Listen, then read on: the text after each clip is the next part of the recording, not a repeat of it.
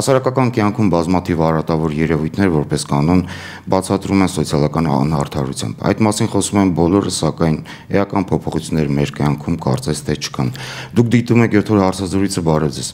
Այսօր մեր հյուրն է երգչուհի Էմմա Պետրոսյանը։ Դուք կիսում եք այն տեսակետը, որ Հայաստանում մարդիկ մի տեսակ չարացած են այսօր։ Այո։ Ինչով է ձեզ դա պայմանավորված կրկին սոցիալական անարդարությամբ։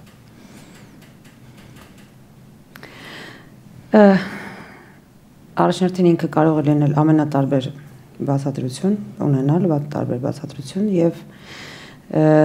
որովհետեւ յուրաքանչյուր մարդ շատ անհատականություն է եւ շատ անհատական է իր բողոքը։ Բայց մենք այսօր ունենք մեկ ընդհանուր բողոքի վերնագիր, կարծես թե բոլորիս միավորել է դա եւ մենք համարյա թե անընդհատ բողոքում ենք, միասին ենք բողոքում եւ ես բացառություն չեմ, բացառություն չէ մեր ընտանիքը, բնականաբար, որովհետեւ ինչքան դու անհատ ես, այնուամենայնիվ դու չես կարող չլինել բազմության ներսի զարկերակում եւ չես կարող չազդվել, չես կարող չհուզվել եւ չի կարող չանդրադառնալ քեզ վրա այդ Այսինքն դա խանգարում է ձեր ստեղծագործական գործունեությանը։ Ինչպես եք ստեղծագործում նման պայմաններում։ Չարացած մարդկանց համար ստեղծագործելը մի քիչ դժվար է։ Գիտեք, չեմ ուզում այդպես ասել չարացած մարդկանց, որովհետև չեմ ուզում տեսնել հասարակությանը այդպես։ Դա իմ ցանկությունն է, որովհետև մարդը միշտ եթե այսօր ունի խնդիր, անպայման վաղը փորձում է լավատեսորեն հաղթահարելով իր խնդիրը ժպտալ։ Ինչ որ մի պահի ինքը կժպտա անպայման, որովհետև չի կարող չժպտալ, անպայման կժպտա, արևին կժպտա, հարևանին կժպտա, այն ծաղկեփունջը, որ կստանա, անպայման կժպտա եւ ստեղծագործել։ Ինչից եք ներշնչվում դուք, ինչն է ձեզ ներշնչում, ստեղծագործելու համար ներշնչան։ Իհարկե։ Ամուսնուց երեխայից դա հասկանում եմ շրջապատից, բայց դա քիչ չէ։ Գիտեք ինչ, այսօր դու չես կարող շրջանցել խնդրեմը եւ չես կարող թողնել իրեն եւ ժպտալ եւ ուրախ ծափ սարքել, որովհետեւ ինչ-որ մի բան արեցիր կամ ինչ-որ մի համերգ ավարտվեց, ծափը արեցինք ու դուրս եկանք, ինչ լավ էր, չէ, ինչ լավերից հետո գոյությունի ռեալ մի հատ իրականություն, որտեղ դու չես կարող խաղալ, հնարավոր չի, ինքը ավարտվում է եւ սկսվում է իրականը, այստեղ արդեն դու որպես ստեղծագործ մարդ չես կարող այդ ողջ իրարանցումը դուրս պիտի գա ի վերջո, այն անպայման կանադառնա եւ մեղեդու վրա, եւ տեքստի վրա, եւ հարմոնիաների մեջ, մի խոսքով ստացվում է այնպես, որ ոգեշնչման աղբյուրը այսօր մի քիչ բողոքի ճանապարհից է գալիս, ոչ թե ուրախանալու համար։ Իսկ իսում եք այն տեսակետը, որ երգարվեստ ենք վերցնում, նույն երգարվեստում մտածող տեսակը գնալով կորում է։ Այո, մտածում եմ այդ մասին, շատ ցավում եմ, որովհետև ինչի մասին ենք մենք այսօր խոսում, ինչի մասին ենք մենք այսօր գիտեք, տարիներ առաջ երբ ինձ ասեցին, որ քո հանդիսականը կլինի շատ քիչ դալիճում, ես հպարտորեն ընդունեցի այդ քիչ քանակը եւ հավատում եի, որ մի հոգու համար էլ կարելի է ապրել։ Կարևորը որակն է մեծ հաշվում։ Ես այսօր էլ եմ այդպես մտածում, բայց այսօր այնքան աղավաղված է իրական երգի պատկերը, այնքան աղավաղված, որ ես նույնիսկ չգիտեմ, թե իհարկե ես չեմ ստեղծագործում լայն մասաների համար, իմ երաժշտությունը լայն մասաների համար չի, այսինքն ստադիոններ չի եւ չի 3-4 հազար տեղանոց սրահներ, բայց գիտեք կյանքի զարմանալի էջերից մեկն է, որ շատ խորը եւ անվանի երաժիշտներ կարող են լցնել լեցուն դահլիճներ։ Այսինքն մենք ինչ հետ ենք նորից Եվրոպայից կամ Միացյալ Նահանգներից, որտեղ կարող են լեցուն մարդիկ լեցուն լինի դահլիճը, օրինակ Դոմինգոյի համերգի համար, հա։ Ես հիմա ուղղակի ասեցի որևէ անուն կարևոր չի սա կամ լինել համերգի, Sting-ի համերգին Լեփլեցուն սրահում։ Ես չեմ ուզում շրջանցել, բայց այսօր այն ինչը որ հեռարձակվում է անverջ ինքը ես չգիտեմ որ ժանրին է պատկանում։ Իսկապես չգիտեմ։ Ես չգիտեմ դա ֆոլկլոր է, դա էստրադա է, դա ինչ է, դա որն է։ Ես չեմ կարողանում։ Եթե ես չեմ կարողանում տարանջատեմ, ուրեմն հասարակությունը չի կարող անել դա։ Ինքը կգնա ուղակի համերգի։ Իսկ ով է ճաշակ պարտադրում։ Կմիացնի հեռուստատեսությունը եւ կնայի ուղակի ինչ որ համերգ, հասկանում եք, եւ կհավատա որ դա է, որովհետեւ իսկ ինչին հավատա ինքը։ Եթե դա է հեռարձակվում, ուրեմն դա է, դա վերցնում է մասսայականություն, դա վերցնում է ամբողջ, դա վերցնում է եւ դա դառնում է այսօր թելադրվող ճաշակ փաստորեն։ Ով է թելադրում այդ ճաշակը, ասել որ դա հեռուստաընկերություններն են, մեն սխալ կլինի։ Իսկ նույն քաղաքական վերնախավը չի պարտադրում այդ ճաշակը։ Նրան բավարարում է դա եւ գնում է դա։ Այո։ Գիտեք, տարիներ առաջ օրինակ եղավ հրաման երկել կենթանի ձայնով։ Շատ լավ հրաման է։ Դա պետք է անընդհատ ի կատարածվի եւ նույնպես պիտի հրամաններ լինեն չհեռարձակել դա։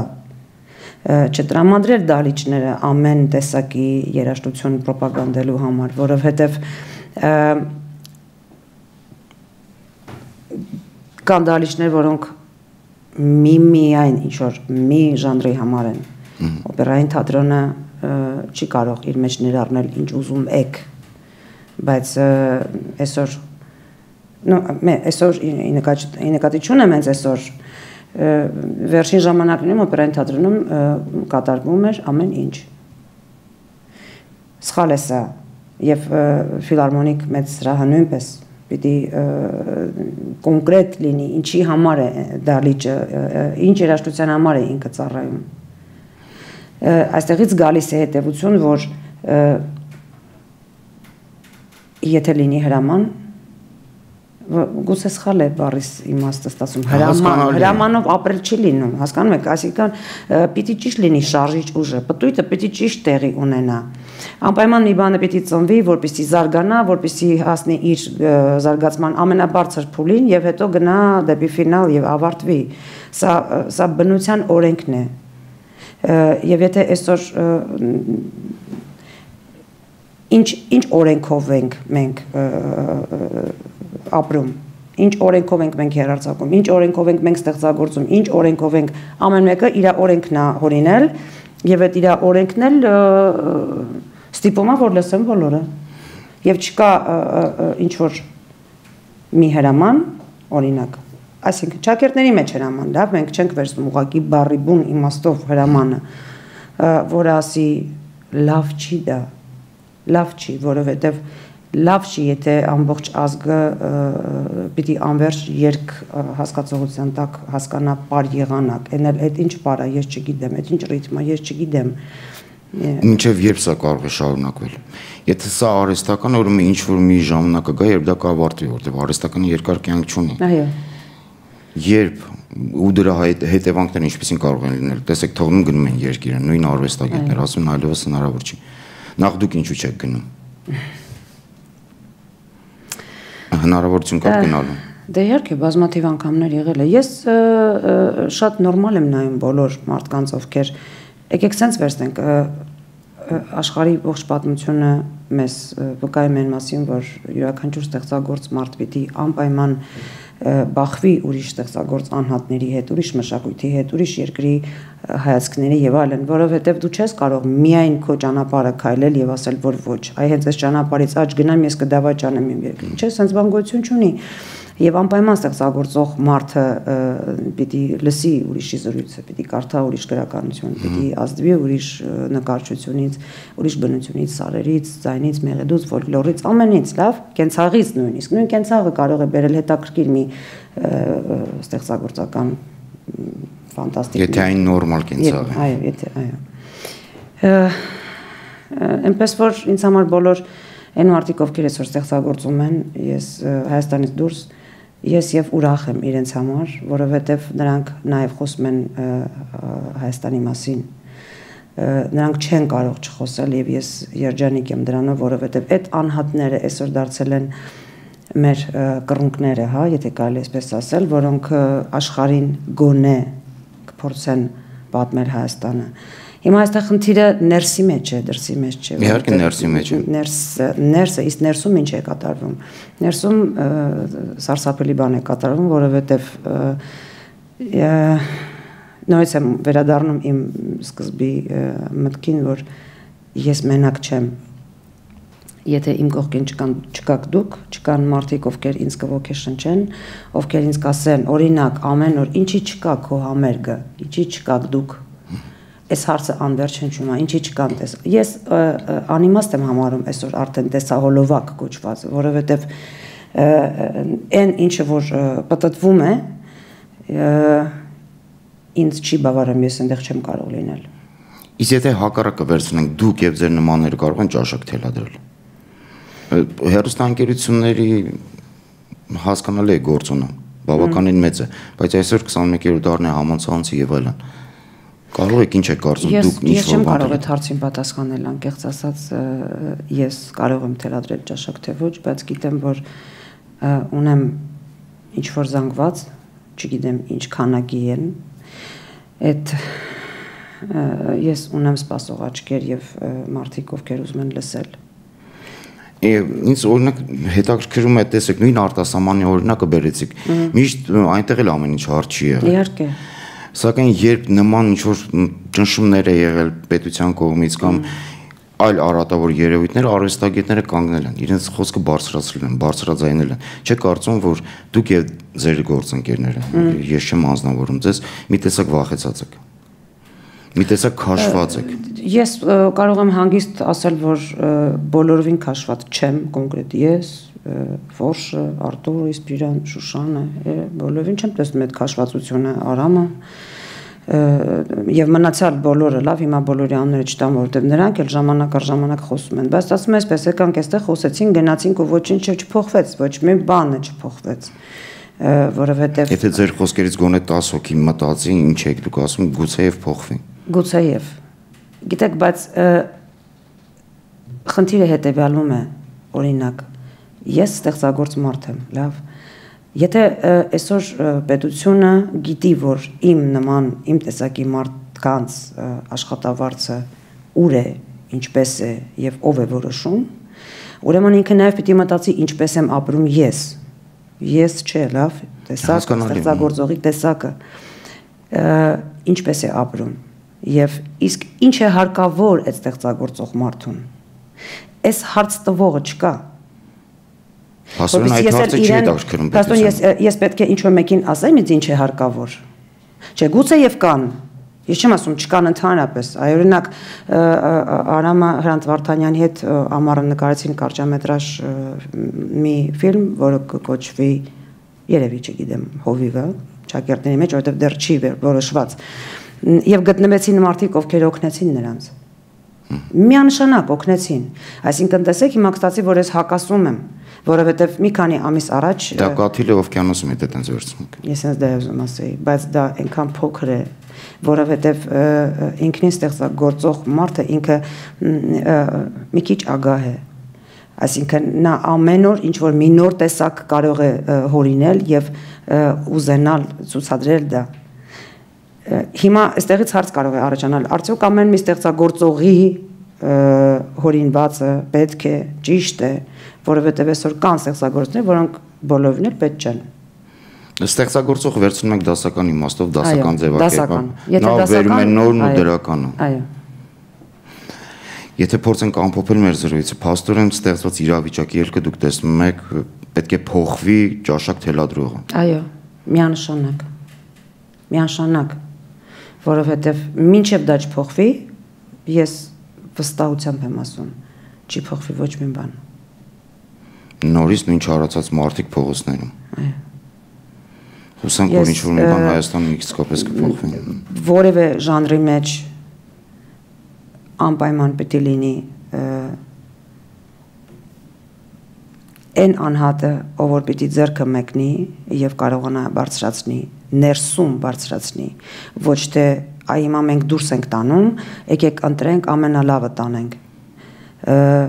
Բա ներսում ինչ անենք։ Բա ներսում ով դաս տա։ Իսկ ներսում ով ասի ճիշտն ու սխալը, գեղեցիկն ու տգեղը, ախր այսքան տգեղ,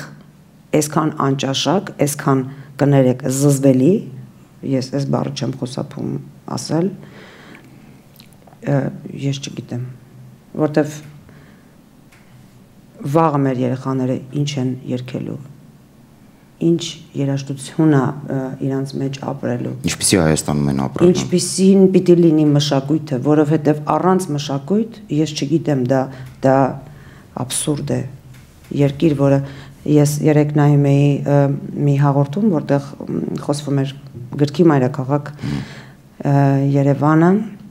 ներկայացրել էր Գերմանիայում վերջին լույս տեսած գրքերից մի քանիսը եւ ես երջանիկ էի, որ իմացա մի գերմանացի գրել է անդրադարձել է Ղարաբաղյան պատմությանը եւ ներկայացված է գիրքը եւ տպված է եւ գերմանացիները բարձր գնահատական են տվել, ինքը խոսել է ինչքան բարձր է խոսել, այսինքն տեսեք մենք դրսում բարձրաձայնում ենք, մենք գիտենք որն է լավը, մենք գիտենք ինչն ենք թարգմանում, մենք գիտենք ինչն ենք ցույց տալիս, չէ՞։ Ես շատ ուրախ եմ, որ դալիճում է Ռոբերտ Ամիրխանյանը։ Ես երջանիկ եմ, որ տեսա իրեն, որտեվ չկար դալիճում մեկ ուրիշը, որը կխոսեր ուրիշ լեզվով երաժշտության եւ կասեր, որ սա է հայ երաժշտությունը, որտեվ աբսուրդ է, խաչ պետք է քաշել այդ մարդկանց վրա, ովքեր գնում եւ ասում են, որ սա է, չէ, այտենց եւ ներսում եւ դրսում։ Ես կարծում եմ, որ այսօր ներսում պիտի լինեն շատ ավելի մարդիկ, նվիրյալ մարդիկ,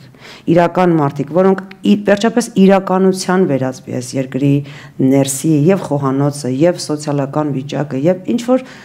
որ է։ Վերջես մի երգ եմ գրել, որը կոչվում է Կիսատ։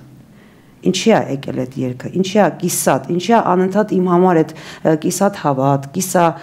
Կիսատ մնացած մի բան եմ տեսնում։ Ես չեմ ուզում